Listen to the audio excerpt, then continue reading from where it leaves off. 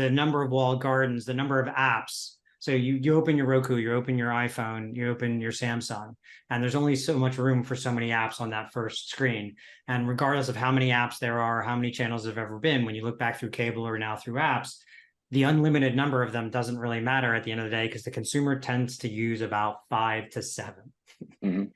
And here we are, oftentimes, especially members of your cohort, your competitive set there, competing with themselves with their free product sitting right next to their paid product, or in some cases, like 4 or 5 different apps.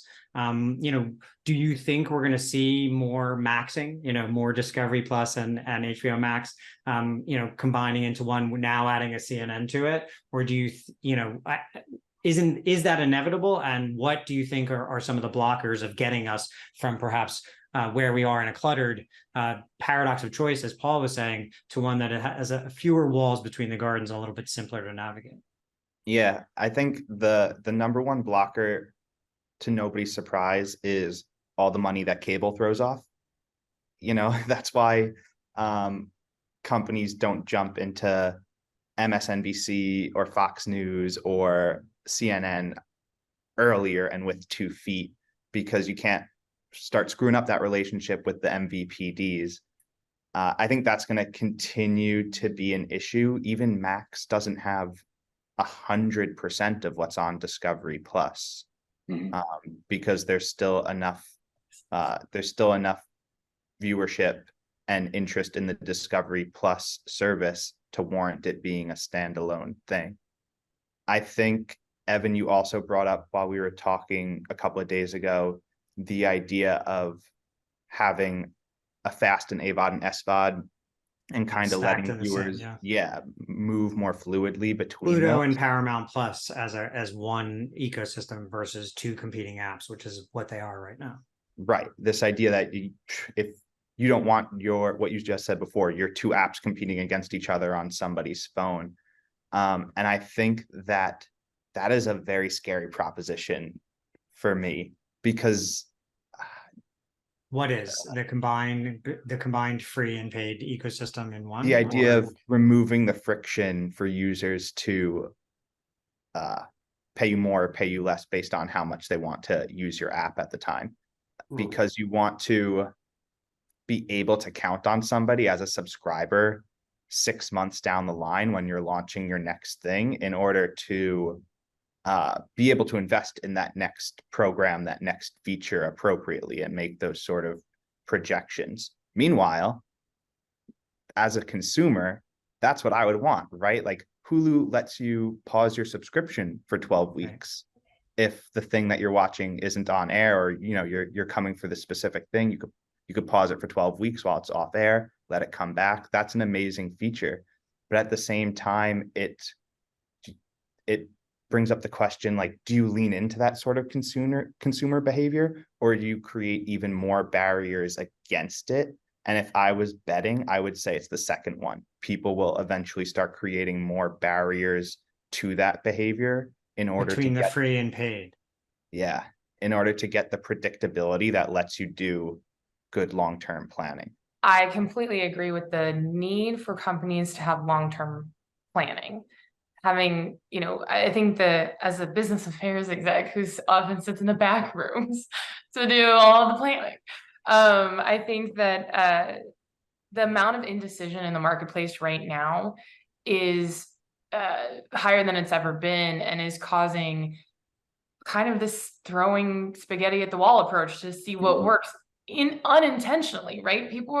The back rooms are trying to figure out I don't think anybody thinks they're throwing spaghetti at the wall, but they end up having to do that because they're consistently adapting, and everybody wants more certainty so that they can plan. But I would note that even if you have certainty, you can't always plan, right? Even if you know you have a certain amount of subscribers, you don't know that the show that you're going to make next is going to even hit, that they're going to like that show. And I actually think, Jen, your model, where you basically said, like, we have to be always on. Everybody has to be there. Like the Roku model, for FAST at least, is measured in terms of audience attention. So you have to have enough good stuff always, right?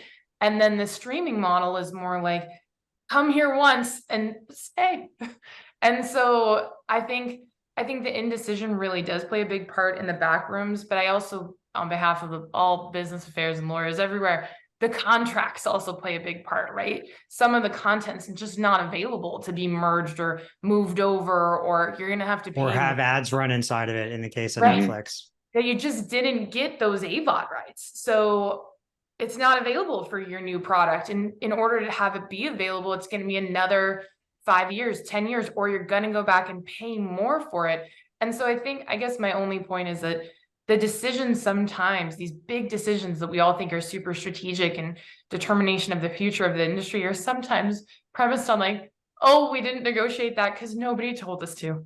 Right. And so I think a lot of the backroom stuff is determining a lot of the strategy. Well, and also you said to me as we prep for this, because every contract is really just a revision of the last contract. Yeah. Versus a whole new slate of like where should we, like, if we could we start from a completely clean slate?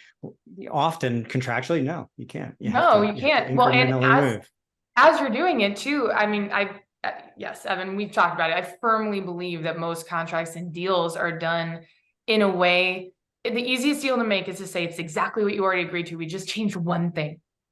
That's it. But just one tiny thing. That's all we changed. You agree to it, right? But the problem is that then you're turning everything into a version of something else. Mm-hmm.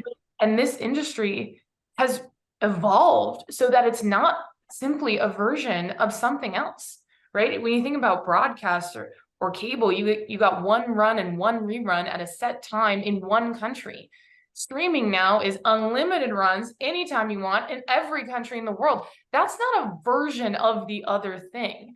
It's so much different. And I think all the systems are trying to slowly, in order to get consensus, accommodate just small little things. And so we've ended up at this place where the friction is so high that there are clearly in the industry impasses that we're dealing with right now, right? And so I think on behalf of all backroom folks everywhere, we have to figure out a way to be a little bit braver to say, yes, it is a version, but it also is new. And how do we proactively think about accounting for the new?